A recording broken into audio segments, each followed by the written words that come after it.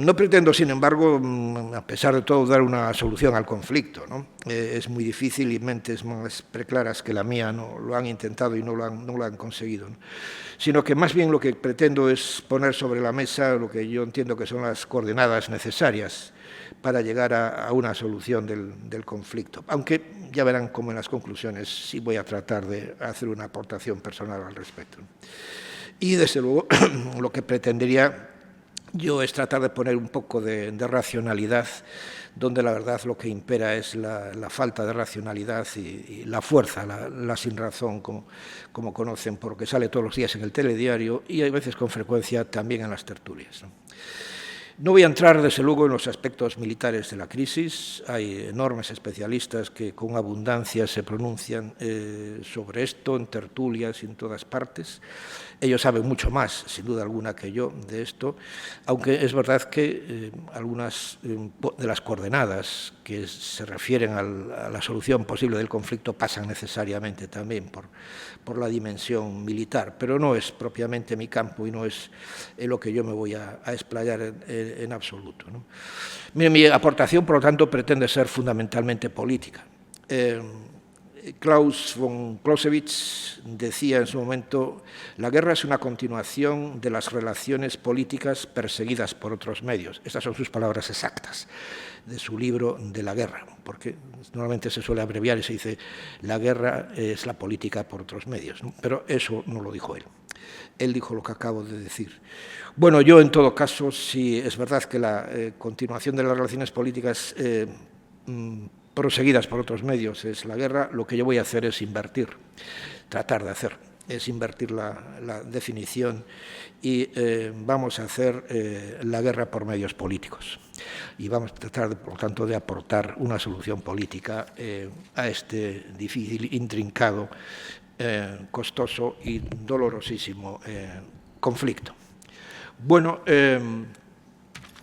yo trataría de articular mi charla en torno a 4 puntos claves. En primer lugar, definir a qué nos estamos enfrentando realmente en este momento, cuándo y por qué comienza el conflicto, los aspectos definitorios básicos, el contenido sustantivo de este conflicto y cuáles son los elementos, las coordenadas a las que yo me refería antes, necesarias para una posible solución de este conflicto, ¿no?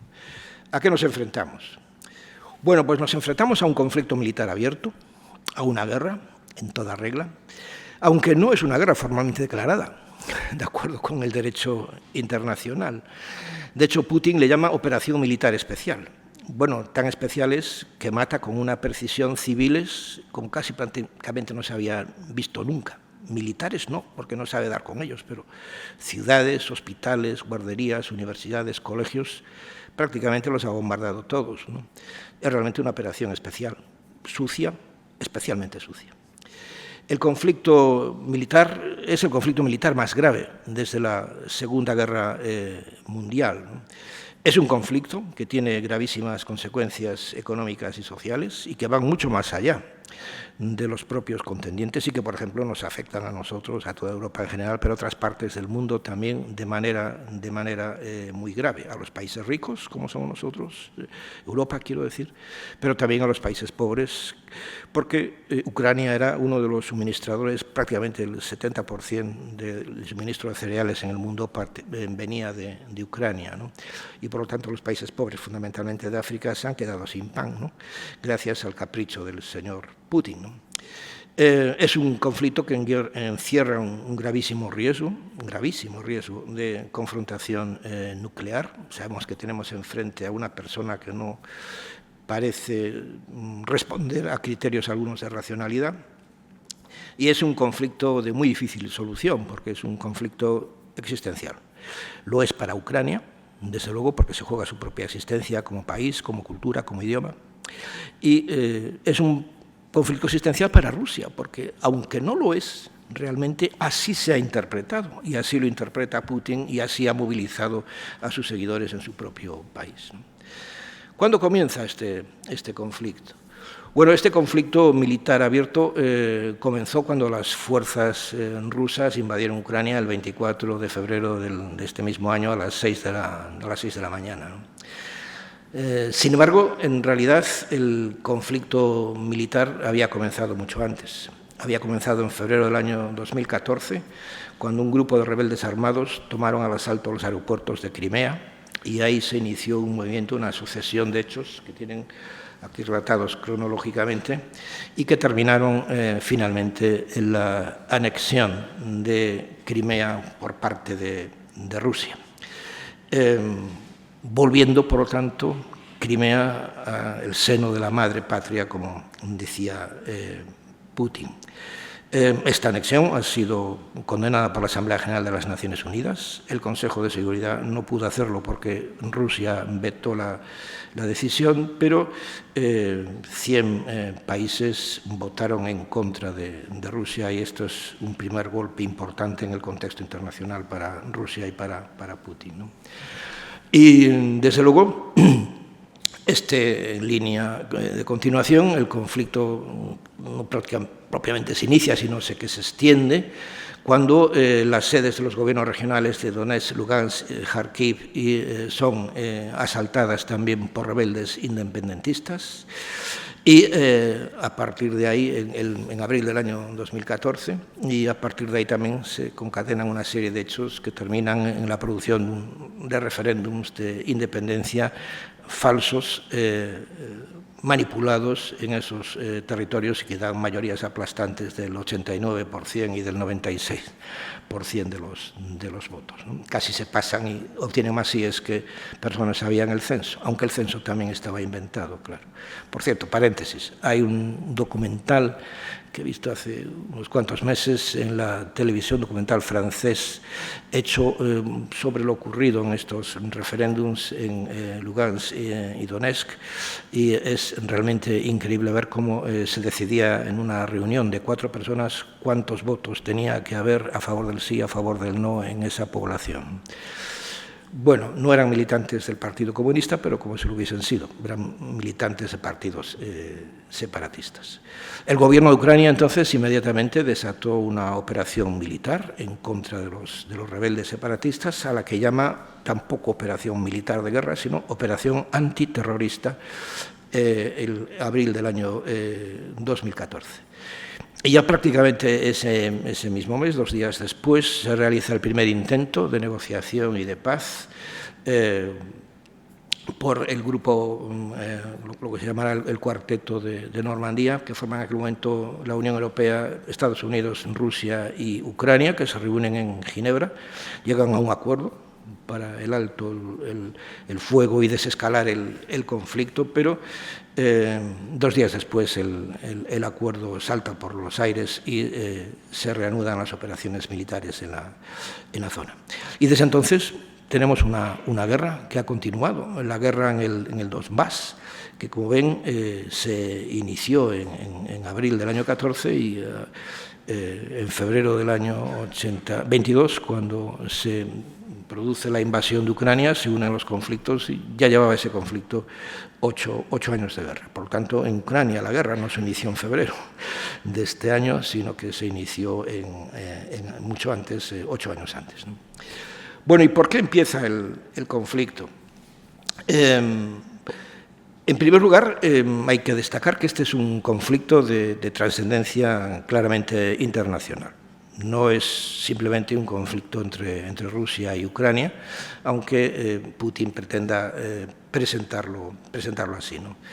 Rusia, en realidad, lo que pretende es recuperar por la fuerza la vieja posición que la URSS había mantenido en el antiguo equilibrio de poder entre el este y el oeste.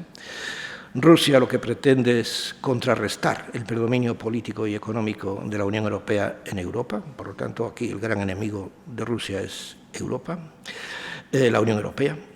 Rusia pretende frenar lo que llaman el expansionismo de la OTAN, y Rusia, en definitiva, claro es, pretende anexionarse o convertir en un país satélite a Ucrania, territorio que considera suyo por razones culturales, históricas, etc., ¿no? Es un conflicto de carácter histórico, cultural e identitario, ¿no? En su formación, de hecho, Ucrania es un territorio crisol de pueblos, una especie de encrucijada de caminos entre Asia y y Europa, y por ahí han pasado pueblos de muy diferente carácter.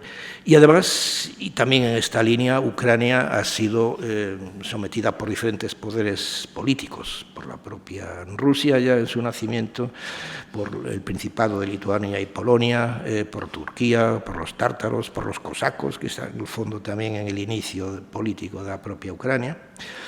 Es un territorio, en este sentido, de fronteras cambiantes desde sus orígenes hasta 1954. Las fronteras actuales de Ucrania son del año 1954, es decir, de antes de ayer.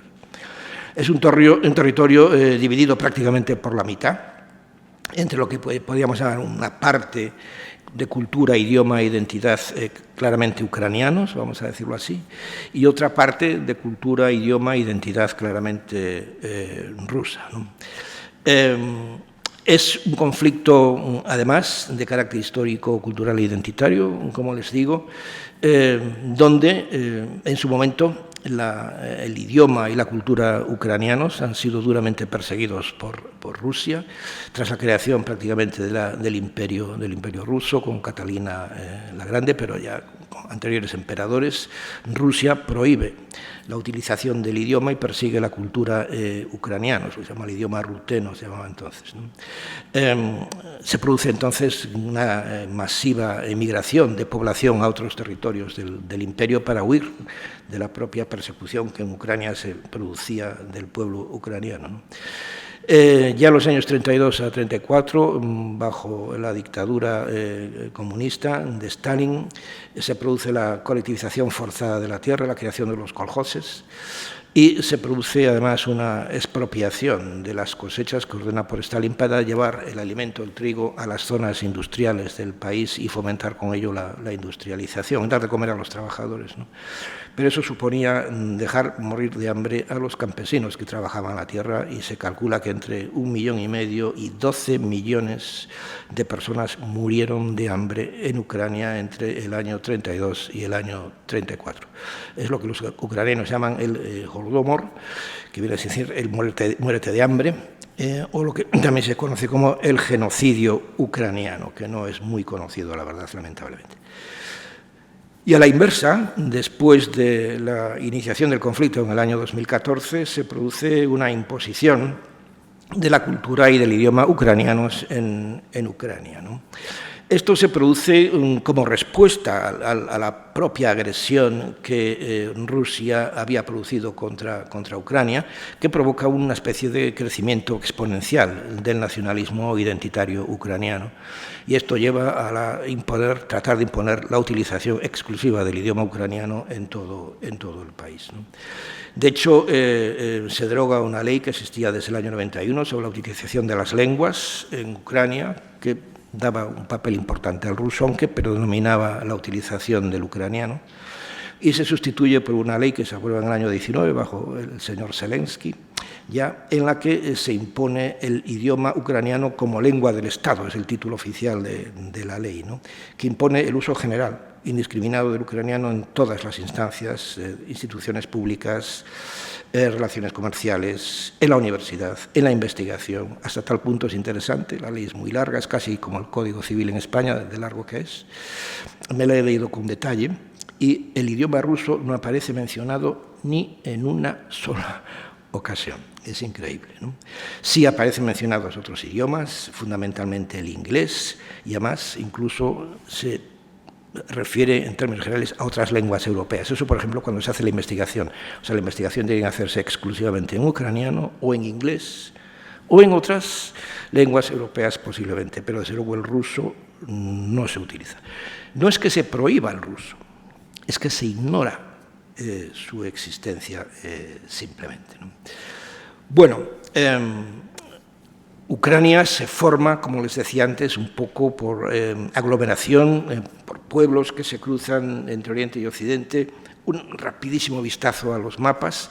El origen está ya en el llamado Rus de Kiev en el año 882, en plena Edad Media, donde precisamente para los ucranianos y de hecho es así, es el origen de Rusia, porque luego se extienden hacia el norte. Y hay una parte que cuando los mongoles invaden ese territorio, esa parte logra salvarse y es lo que se llama Galicia, que hoy en día es la parte oeste de Ucrania y lo que es hoy en día Polonia en realidad, ¿no? El imperio se va extendiendo con Iván III el Grande, Iván IV el Terrible, Alexis I y Catalina la Grande.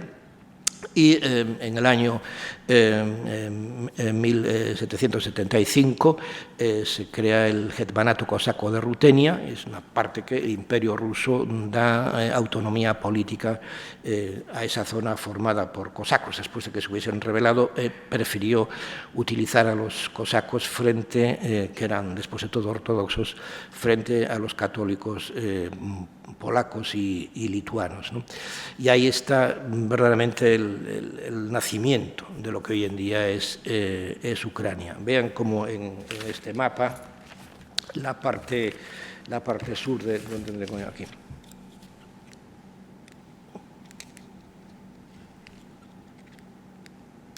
¿Funciona o no funciona esto? Sí. Bueno, esto es el centro y vean cómo la parte sur, Crimea, etcétera, todo esto era simplemente parte del Imperio Otomano de los turcos todavía entonces, ¿no?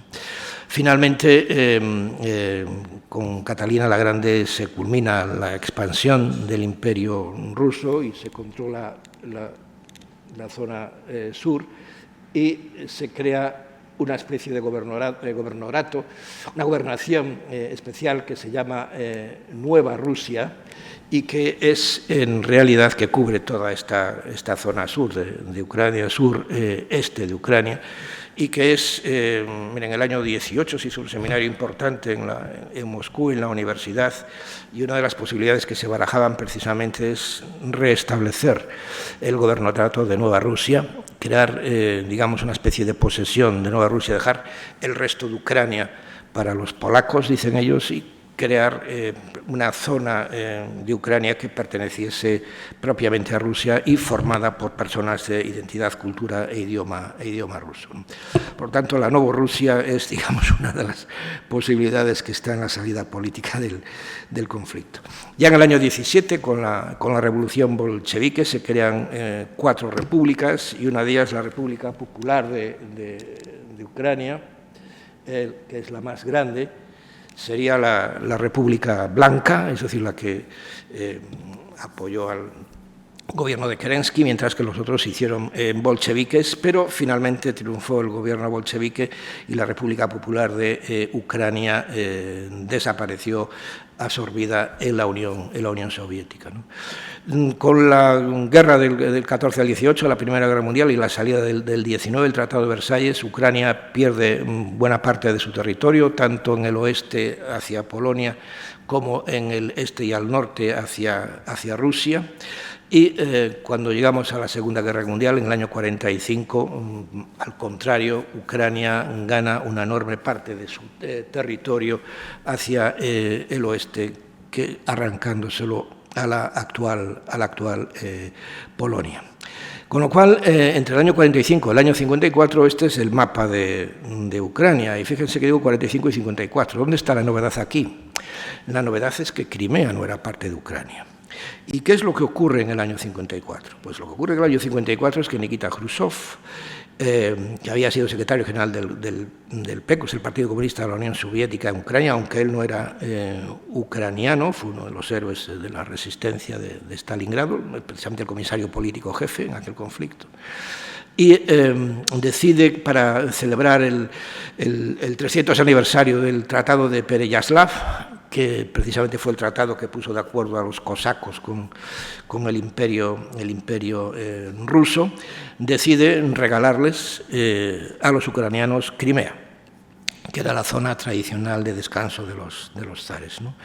Bueno, hay quien las malas lenguas dicen que en realidad Khrushchev lo que no quería era pagar con el dinero de Moscú, digamos, la conducción de agua que se ve, si se fijan, casi no se ve a estas cositas azules que se ven por ahí, son canales que llevan el agua del río Dnieper hasta Crimea, ¿no?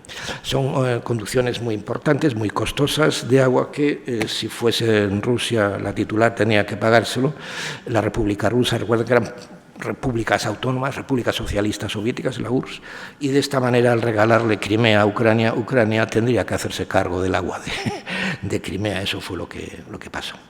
El resultado de este proceso histórico que les he presentado en mapas es un país dividido en dos, por un río, es el río Dnieper, donde, digamos, al lado oeste tenemos lo que podríamos llamar la zona ucraniana propiamente dicha, de idioma, cultura ucraniano, y en la zona este tenemos la zona rusa, de idioma y cultura rusa, sustantivamente hablando.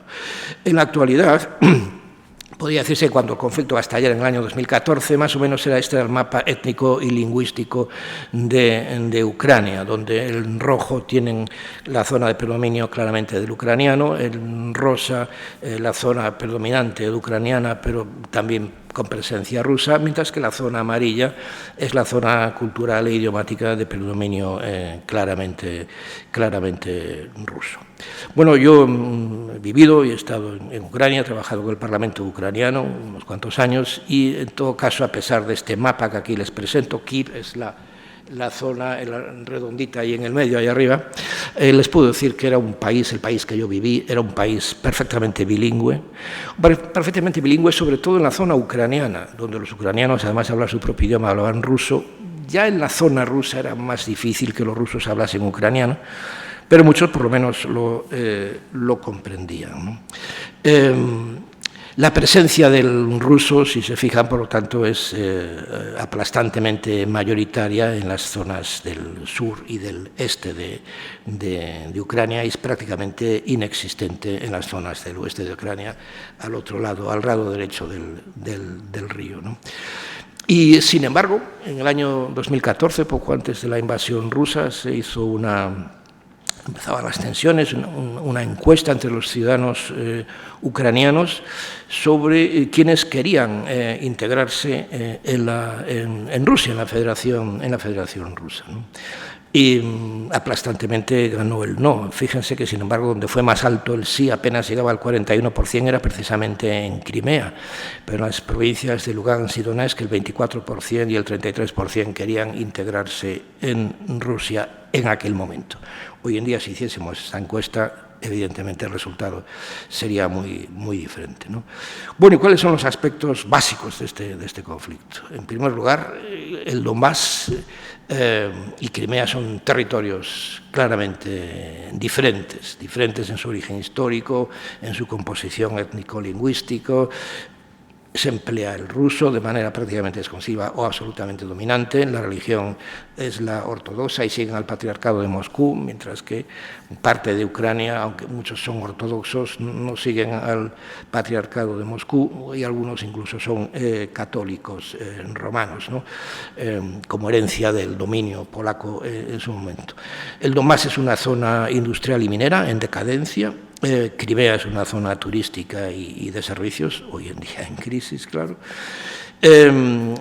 Evidentemente el Donbass es una zona totalmente empobrecida por la crisis industrial y de la minoría y precisamente una de las quejas de los separatistas es el abandono que sufrieron durante mucho tiempo en esta situación de crisis de la capital, de la metrópoli Kiev, que estaba más bien volcada hacia el oeste y hacia la producción de una economía de servicios, ¿no?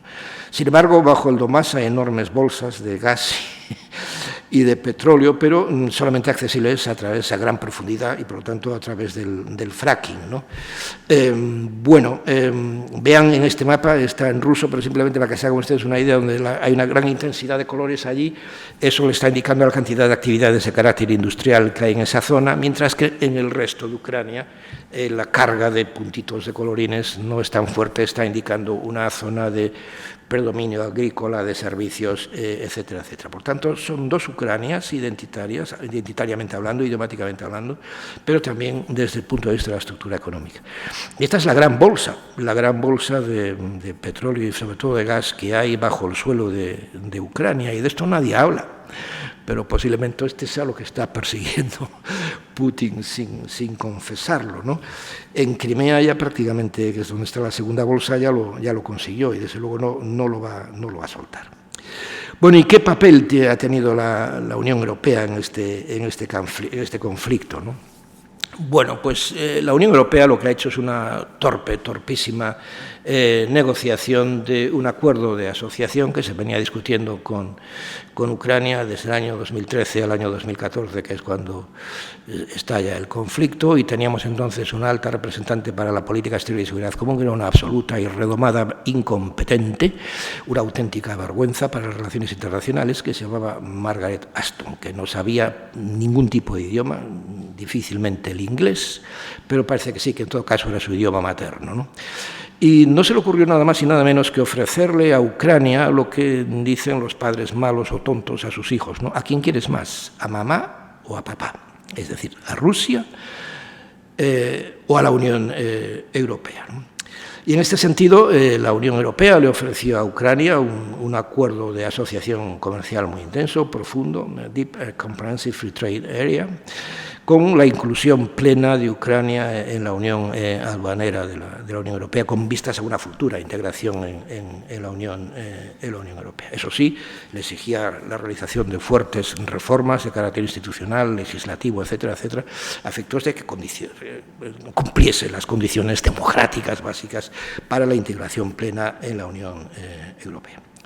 En Rusia, por su parte, Putin le ofrecía a Ucrania integrarse en la unión aduanera de Rusia, Bielorrusia y Kazajstán. Hay una pequeña diferencia, ¿verdad?, entre una unión aduanera y otra, pero en todo caso era lo que le ofrecía, y lo que sí importante le ofrecía Putin a Ucrania era hacerse cargo de su inmensa deuda con el Fondo Monetario Internacional y, por lo tanto, aliviar su déficit y su deuda pública, ¿no?, lo cual era una ayuda importante, sin embargo. Ucrania, vistas las circunstancias, pues quiso tirar en cierto modo por la vía del medio y dijo, pues ni papá ni mamá, o quizá un poquito de cada uno, los dos. Y el presidente entonces, Víktor Yanukovych, que era claramente prorruso, propuso a la Unión Europea la realización de un diálogo trilateral entre la Unión Europea, Rusia y Ucrania para llegar a un acuerdo de integración en las dos uniones aduaneras, ¿no?, la de Rusia, Bielorrusia y Kazajstán, y la de la Unión Europea. Pero la Unión Europea dijo, no, es imposible, no puede haber una Unión Europea y la desaparición de aranceles con respecto a ti si tú te vas a meter en otra unión aduanera. Por eso lo que significa es que todos los productos rusos y de la unión aduanera gobernada por Rusia entrasen sin aranceles, sin más, en la Unión Europea. Por lo tanto, era imposible llegar a un acuerdo en esas circunstancias. Así, en este sentido, Víktor Yanukovych se negó finalmente a firmar el acuerdo de asociación con la Unión Europea, porque así se lo exigió Putin. Y esto fue lo que dio el estallido de lo que se llama la revolución del Euromaidán entre noviembre y febrero del año 14, que costó pues más de 100 muertos, numerosos heridos. En fin, las circunstancias fueron dramáticas en aquel momento en Kiev y en Ucrania en general. Y finalmente Yanukovych un día desapareció, un día por la noche desapareció de su residencia, y a la mañana siguiente lo esperaban en su oficina. ¿Dónde está? Y nadie sabe dónde está, y prácticamente se sigue sin saber dónde está a día de hoy. Bueno, se sabe que huyó a Rusia, pero no se sabe qué es lo que ha pasado con él poco después. En esas circunstancias, la Rada, el Parlamento ucraniano, le destituye y elige a un presidente provisional. Es entonces cuando estalla el conflicto. ¿Por qué? Porque Putin se tomó esto como un golpe de Estado. Como un golpe de Estado contra un presidente que era prorruso y que él entendía que iba a terminar negociando un acuerdo de asociación con Rusia. Y entonces Putin lo que hizo fue vengarse, inmediatamente provocó la rebelión en Crimea y la anexión de la misma, y poco después el levantamiento en el Donbass, de lo que ya hemos mencionado, en Lugansk y Donetsk, en el abril del año 14, y así hasta hoy en día, que mantenemos el conflicto y la guerra abierta. Bueno, es verdad, sin embargo, que dando saltos en el tiempo, Ucrania y la Unión Europea terminarían firmando un acuerdo de asociación en marzo del año 14 e incluso en febrero del año 22, es decir, antes de ayer, Volodymyr Zelensky presentó formalmente la solicitud de adhesión a la Unión Europea, que fue admitida a trámite por la propia Unión, ¿no? Bueno, ¿y cómo se crea Ucrania en este sentido? Y como ven, les estoy describiendo los elementos básicos del conflicto en la época postsoviética. Bueno, el golpe de Estado que se produce en Rusia y la involución política que se produce contra Gorbachev lleva a Ucrania a decidir la separación de Rusia y a declarar su independencia en agosto del año 91.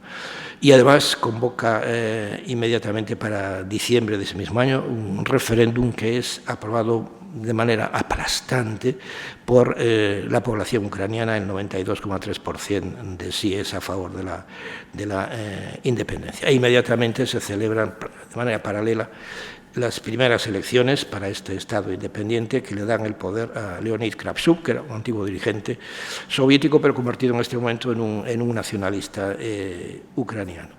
De hecho, Leonid Kravchuk va a ser, con Boris Yeltsin y el presidente Shushkevich de Bielorrusia, los tres presidentes que por su propia cuenta, sin encomendarse a Dios ni al diablo, firman el Tratado de Belavetsa en diciembre del año 91 y declaran muerta la Unión Soviética. Y se separan cada uno por su lado. Rusia se hace un Estado solo independiente, luego termina convirtiéndose en una federación, la Federación Rusa.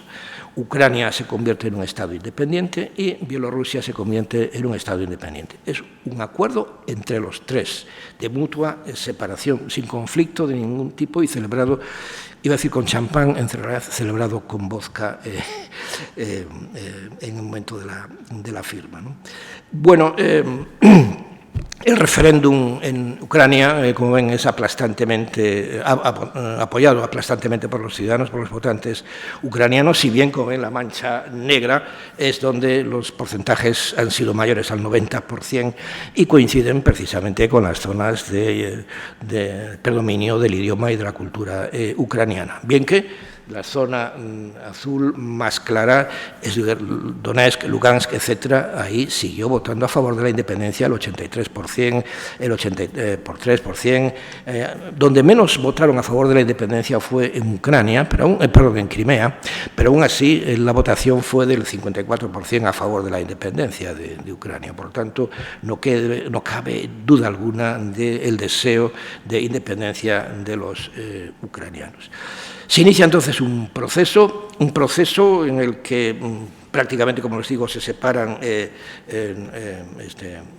Rusia y Ucrania, y en este proceso lo que se va a dar es que Ucrania se convierte en un país democrático, progresivamente democrático, profundizando cada vez más en sus condiciones y en sus reformas democráticas. Llegan a celebrar 8 elecciones presidenciales, con 6 presidentes, el último Zelensky, el primero Kravchuk, que es, digamos, un antiguo dirigente y secretario general del Partido Comunista de Ucrania, pero digamos que Kravchuk, valga la comparación, pero para que ustedes hagan una idea de cómo se interpreta la evolución desde el comunismo hacia la democracia en Ucrania, piensen en la España de la transición. Y Kravchuk es el Suárez. Kravchuk es el Suárez de Ucrania, es una persona que era del anterior régimen. Ya saben que el presidente Suárez había sido nada más y nada menos que secretario general del Movimiento Nacional, es decir, del Partido Único en España, y sin embargo evoluciona hacia la democracia y es el personaje que todos, yo al menos, recordamos con cariño en la historia de nuestro país, en un periodo tan importante en nuestra historia como fue la transición hacia la democracia.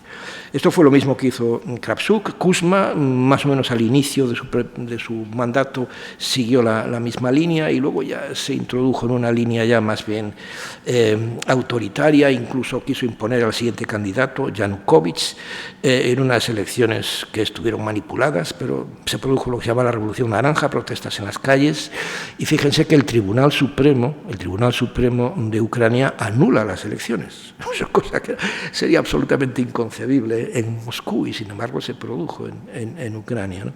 Y se volvieron a hacer las elecciones, ganó Yushchenko, e incluso en las siguientes volvió a ganar Yanukovych, en este caso de manera democrática, aunque sería su último mandato, porque precisamente la revolución de la Plaza Maidán, de la Plaza de la Libertad de Kiev, termina con su mandato y la invasión rusa de Crimea y del Donbass, ¿no?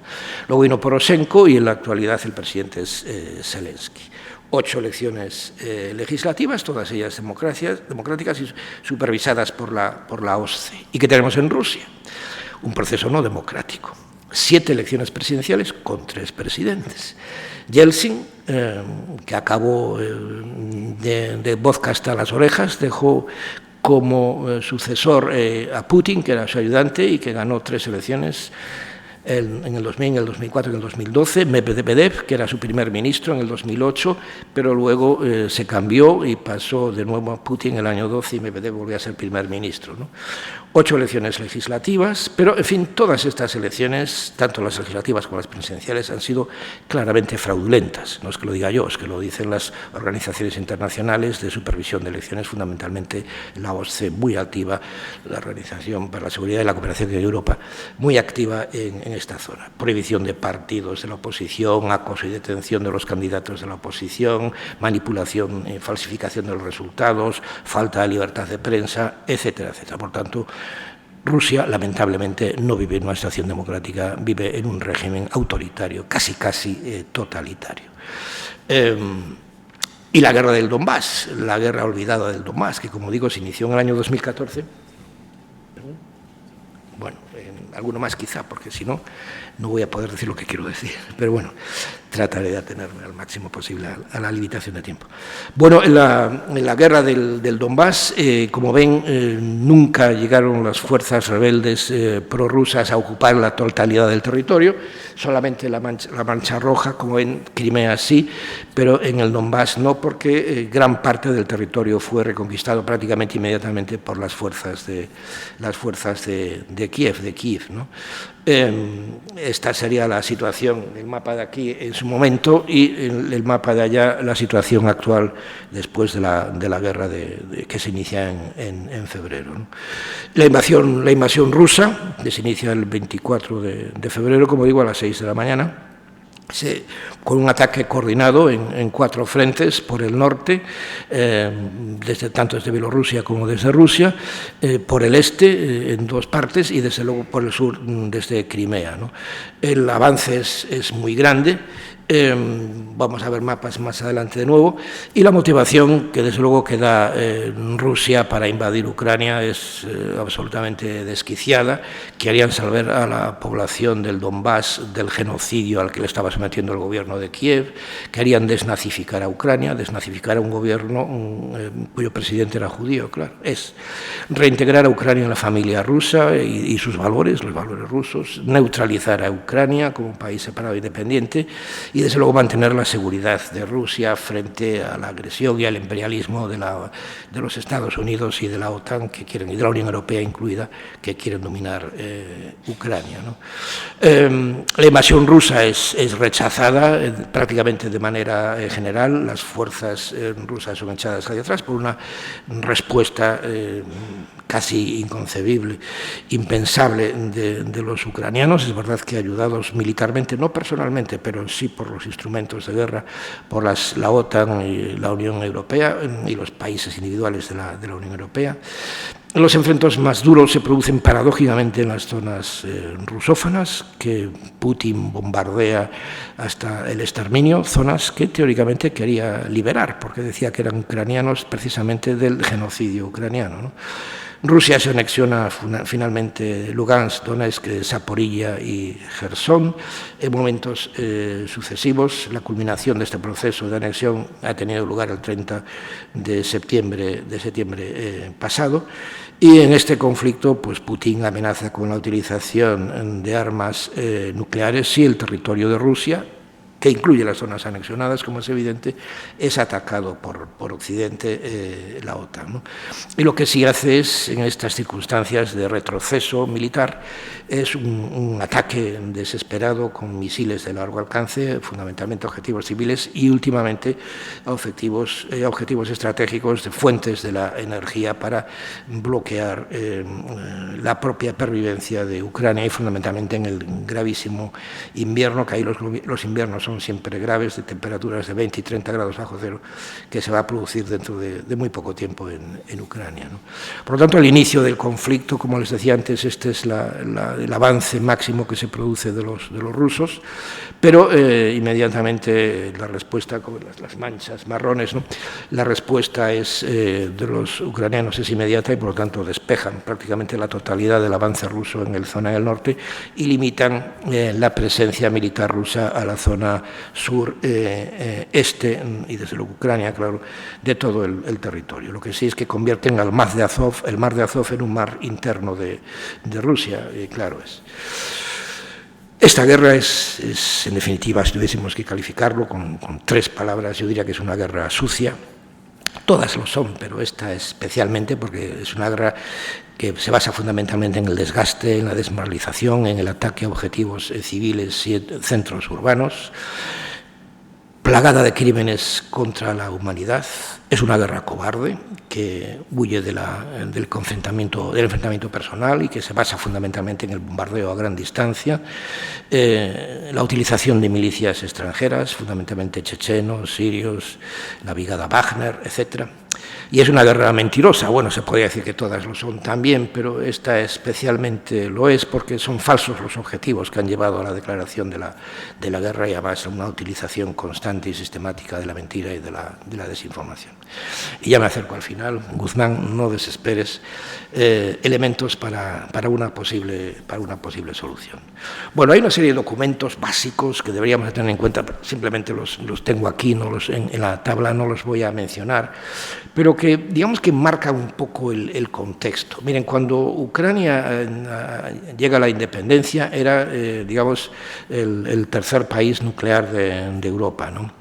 Y sin embargo, precisamente para asegurar su independencia, prefirió deshacerse de todas las armas nucleares y las entregó a Rusia a cambio de que Rusia respetase, precisamente en el acuerdo de desnuclearización de diciembre del año 94 y el siguiente, del mayo del 97, 2 acuerdos de paz entre los 2 países, entre Rusia y Ucrania, por los cuales Rusia se compromete a proteger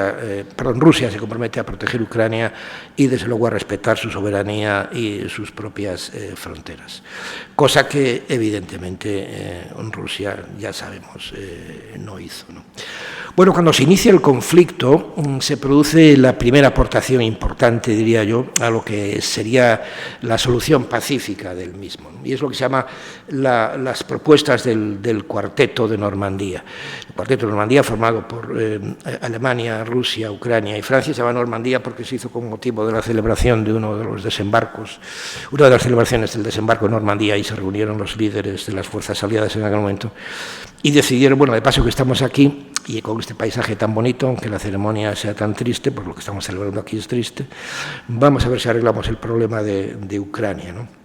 Y efectivamente hacen una propuesta inicial, lo que se llama el Acuerdo Minsk I, o el de Minsk Memorandum, de septiembre del año 2014, que obligan a formar a las partes en conflicto, a Rusia, a Ucrania, a Donetsk, Lugansk, y con la supervisión de la OSCE. Y este primer acuerdo en realidad era un acuerdo de cese el fuego, de separación de las tropas, un acuerdo básico, sin componente político de ningún tipo, y sin embargo fracasa. A los 2 días estaba el conflicto reanudado, ¿no? Al año siguiente, en febrero, se vuelven a reunir y vuelven a hacer una nueva propuesta, es el acuerdo de Minsk Docs, y en este caso sí que ya se llama de Minsk Agreements, porque aquí ya hay componentes políticos importantes, ¿no? Aunque fue incumplido también, es la base, y de hecho las Naciones Unidas lo cita como una de las bases para la solución del conflicto. Sustantivamente ahí lo que se plantea es la realización de una reforma constitucional de Ucrania y la concesión de autonomía política a los territorios de Donetsk y Lugansk. Yo creo que a estas alturas esto ya no tiene demasiada consistencia, pero es una base para un acuerdo, ¿no?